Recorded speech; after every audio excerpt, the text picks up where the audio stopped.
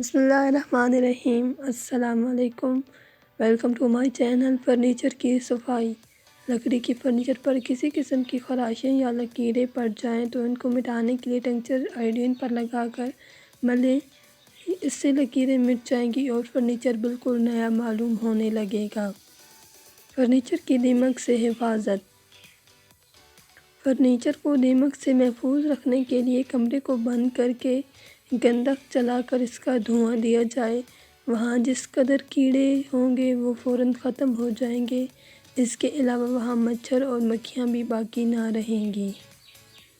Furniture کی polish کو صاف کرنا۔ پالش کیے ہوئے فرنیچر کو تل کے تیل سے صاف کرنا چاہیے اور بعد میں خشک کپڑے سے اچھی طرح رگڑا جائے۔ اس طریقے سے فرنیچر چمکدار ہو جائے گا۔ فارمیکا والے فرنیچر کو چمکانا۔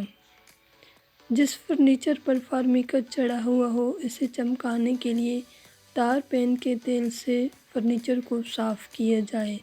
اس طرح فرنیچر میں بہت عمدہ چمک پیدا ہوگی اور وہ بالکل نیا نظر آنے لگے گا۔ فرنیچر سے داغ دور کرنا۔